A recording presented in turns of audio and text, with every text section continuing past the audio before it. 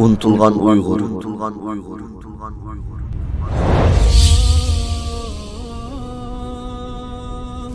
We are appealing to the democratic nations in the world to grant us humanitarian visa, thus save us from deportation to China. Our life is in your hands. We're asking Human Rights Commission to put pressure on the Thai authority to abide by their own law to release us from detention centers. We seek protection and appeal to the relevant authorities to treat our case with a matter of urgency before it is too late. I'm telling our tragic story to draw your attention to the plight Uyghur people in general and our inmates in the immigration detention centers in Thailand. We have been subject to appalling human rights abuse and experiencing unjust treatment in the Thai detention center for the past 10 years. Our only crime is to seek freedom, to have a better life abroad.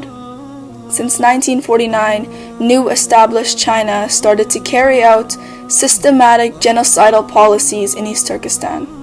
In recent years, they have accelerated the genocidal policies against the Uyghur people in an unprecedented scale. Mass incarceration, torture, rape, and forced labor are only names of few. Any possibility to live with basic Uyghur human dignity have been severely suppressed.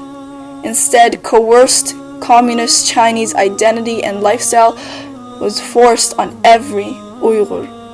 The only way to live with any human dignity as a Uyghur was to escape the unprecedented humiliations and severe persecution.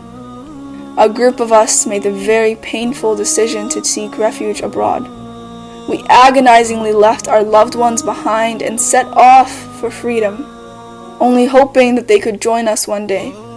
After experiencing weeks of dangerous, harsh mountain terrain, we finally managed to come across into Thai borders.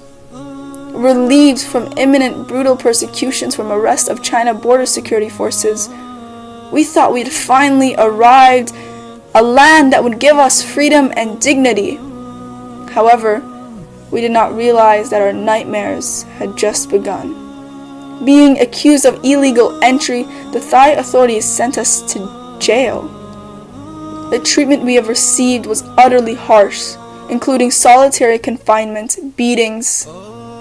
Fortunately, with the help of Uyghur human rights organizations, the lengthy court battles were finally ended. The court cleared us of any wrongdoings, but before we could celebrate the great human rights achievements, which we could have never dreamed of in China, we found that the Thai government sent us back to the immigration detention center again. Our request for freedom once again has been denied. The condition of the detention center is no better than the jail. We don't have hospital access. The hygiene is severely restricted, despite the center having thousands of inmates. We are shattered to witness the death of our inmates in front of our eyes. Sadly, we've lost 2 Uyghur companions due to illness in the detention center. We've learned that the Chinese government has been behind all these endless sufferings. China's coercive tactics to pressure the Thai government to deport us back to China. We would rather die in Thailand than to be deported back to Chinese to face a humiliated death. Seeing no end of this painful suffering that we have been through, many of us have now lost hope for living.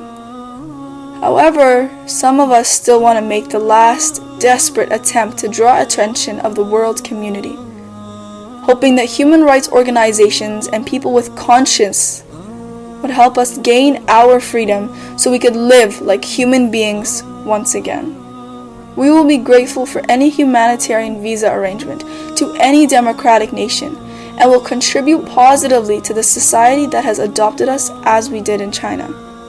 Finally, we would like to express our sincere gratitude for those who are helping us get our voice heard.